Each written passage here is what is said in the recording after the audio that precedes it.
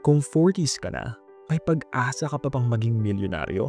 Feeling mo huli na ang lahat kasi 40s ka na? Naubos ang pera mo sa bills, gastos sa mga anak at kakabayad ng utang. Tapos may magsasabi pa ng, invest while you are young to be financially successful. Paano kung late bloomer ka lang talaga? Relax lang my friend, may 6-month plan ako para sa'yo. Hindi kita gagawing milyonaryo agad. Pero sa loob ng 6 na buwan, makikita mo na ang unang 100,000 pesos mo.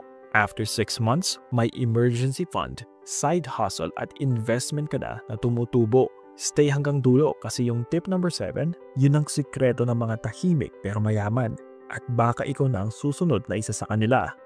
Alam mo ba na karamihan ng nasa 40s ngayon parang hamster sa wheel? Paikot-ikot pero hindi alam kung saan talaga pupunta. Usually ganito ang kanilang buhay. Gising, trabaho, sahod, bahid ng bills, tapos wala na namang natira. Kaya ang solusyon na raw nila, dagdag effort sa work para lumaki ang kita. Pero in the end, pareho pa rin, walang naipon, walang direksyon. Isang never-ending cycle na paulit-ulit araw-araw. OFW, empleyado o negosyanteng pagod, pare-pareho ang tanong. Kuya Ben, paano ba kaya ako yayaman kung kulang na nga ang kinikita ko? Gets ko yan. Kaya this time, hindi puro motivation. Plano ang gagawin natin. Ito ang 6-month game plan na pwede mong simulan kahit maliit ang sweldo mo. Month 1 to 2, track expenses at mag-ipon ng 500 to 1,000 pesos bawat linggo. Month 3 to 4, i-launch ang unang side hustle mo. Month 5, mag-open ng MP2 o mutual fund account. Month 6, i-automate lahat. Tuloy-tuloy ang ipon at i-celebrate ang unang 100,000 pesos mo. Simple lang to my friends, pero kung susundin mo to ng tuloy-tuloy, after 6 months, iba na ang takbo ng buhay mo. Ngayon, ready ka na. Ito ang 7 habits na magpapagana ng planong yan at baka sa dulo, ikaw na yung simple lang pero mayaman na pala. Number 1, mindset reset. Late ka lang, hindi huli. Huwag mong sabihin late na ako. Sabihin mong handa na ako. Hindi mo kailangan maging bata para magsimula. Ang kailangan mo lang ay desisyon ngayon. Si Colonel Sanders, 65 na nang sinimula ng KFC. Si Vera Wang, halos 40 na nung unang nagdisenyo ng wedding dress. Hindi sila nagsayang ng oras sa pagsisisi. Ginamit nila ang natitirang panahon nila para magtagumpay. Kaya kung nasa 40s ka na at pakiramdam mo, delayed ka sa buhay, relax lang. Mas marami kang karanasan, disiplina at network na wala pa ang mga bagets. Yan ang edge mo kaibigan. Ang pera pwedeng maubos, pero ang wisdom at tiyaga, yan ang puhunan na hindi mawawala. Sabi nga ni Kuya Ben, hindi ka huli.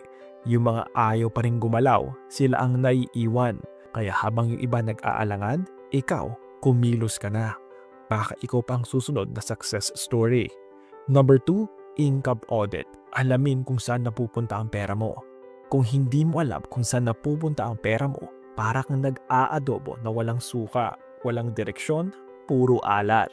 Gumamit ka ng notebook, Excel o kahit simpleng budget app sa cellphone. Isulat lahat. Kita, gastos, pati yung milk tea lang naman na kada linggo mo ginagawang tradisyon. Pag nakita mo kung saan ka dumudugo, magugulat ka. Yung akala mong malit na gastos, yun pala ang kumakain ng 20% ng sweldo mo buwan-buwan. Ang goal dito, maging aware. Hindi mo mababago ang hindi mo nakikita.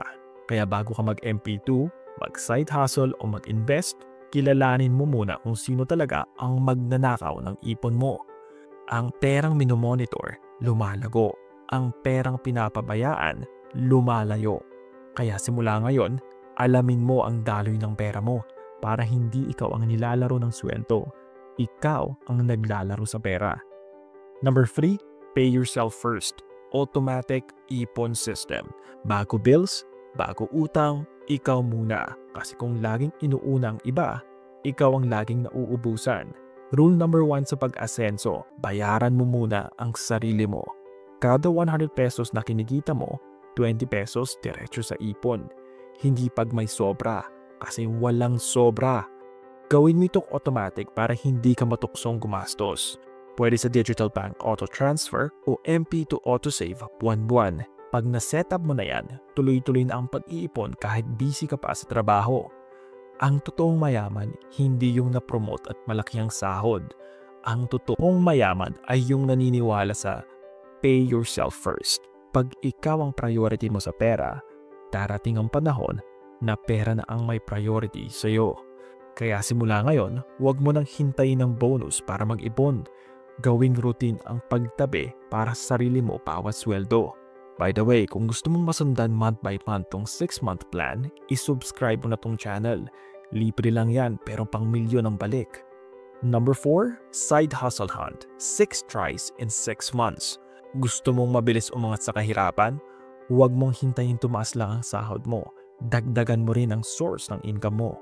Every month in the next 6 months, sumubok ka ng isang sideline. Pwede ka mag-freelance gig, online reselling, small food business o kahit digital tasks.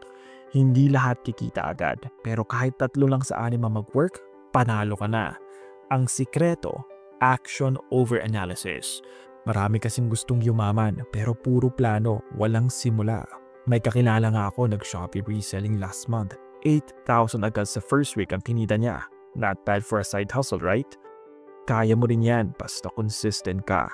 At kung gusto mo ng mas matibay na investment para lumago ang pera mo, i-check mo yung video namin about MP2 na pwede kang kumita ng 6 to 7% dividends per year.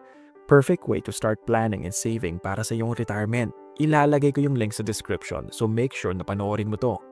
Number 5, smart investment combo. Huwag all in. Dapat balance lang. Kung gusto mo lumago ang pera mo ng maayos, kailangan marunong ka mag-invest. Huwag all in sa isang investment ha, kasi kahit sa adobo, pag isang sangkap lang, walang lasa. Ito yung ilan kung saan pwede mo ilagay yung pera mo para lumago. MP2 para sa safe growth. Government-backed, steady, may dividends pa. Digital banks para sa liquid funds. Mabilis makuha kung may emergency. Mutual funds o co-op para sa long-term growth. Dito mo makikita ang magic ng compounding. The longer you invest your money, the more your money grows. Kasi kumikita na pati yung kinita mo. Ang sikreto in investing, diversify. Kasi kung lahat nilagay mo sa iisang basket, isang pagkakamali lang, laglag lahat. At kung maliit lang ang pera mo ngayon to invest, okay lang. Ang mahalaga, nagsisimula. Hindi kailangan malaki agad ang puhunan. Kailangan lang wise at may direksyon. Sandali lang, ilan dito ang may utang pa? Comment utang kung kasama ka. Kasi yung susunod na tip, ito yung game changer para makalaya ka sa mga utang mo.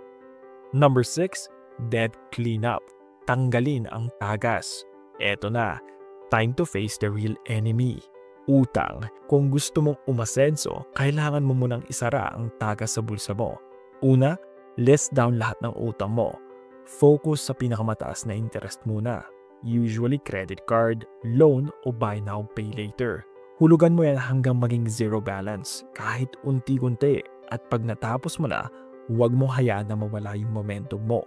Yung 5,000 na dati mong pangbayad sa credit card, ilipat mo na sa MP2 o ipon account mo. Imagine this, hindi lang utang na bawas, kundi nadagdagan pa yung investment mo buwan-buwan. Ang pagbayad ng utang ay hindi wakas ng pag-asa. Simula yan ng pag-asenso. Kaya pag may natapos kang loan, i-celebrate mo. Pero wag sa mall, sa MP2 mo na lang ilagay. Number 7, invisible wealth strategy. Tahimik pero mayaman. Eto na yun mga kaibigan, yung sinasabi ko na sikreto ng mga tunay na mayayaman. Ang sikreto ng mga tahimik pero mayaman, hindi maingay, hindi sila nagfi-flex, hindi rin sila nagyayabang. Tahimik lang pero tuloy-tuloy ang hulog, diskarte at pag-iipon. Yung kapitbahay mong naka-views lang pero may 3 property, yan na yon. Habang yung iba flex ng bagong phone at kape araw-araw, siya nakafocus sa pag-iipon at investment niya. Kasi bawat flex ng bagong gamit, nasasayang yung pera na sana ay kumikita kapag nilagay sa tamang investment. Ang 20,000 na ginamit mo sa luho ngayon, pwedeng maging 100,000 in 5 years kung inipon mo lang. Ito yung rule ng tunay na mayayaman. Ang tunay na mayaman, hindi yung maraming gamit, kundi yung marunong maghintay. Kasi alam niya mas masarap kumastos pag alam mong kaya mo na, hindi lang yung gusto mo lang. Ang tunay na yaman hindi nakikita sa brand ng kotse mo, kundi sa peace of mind na hindi mo nabibili. So eto ang totoo, hindi mo kailangan ng magic para yumaman sa 40s mo. Kailangan mo lang ng 6 na buwan ng disiplina, tiyaga at konting tawa habang lumalaban. Ang edad ay numero lang, pero ang desisyon mo ngayon, yun ang magdadagdag ng mga numero sa account mo. Kaya wag mong isipin na huli ka na. Ang importante, nagsimula ka na. Ngayon, gusto ko nang malaman kung nasaan ka na sa 6-month plan mo. Month 0, wala pang plano. Month 1, nagsisimula pa lang. Month 3, may side hustle na. Month 6, may 100,000 pesos na. Comment mo sa baba kung anong month ka na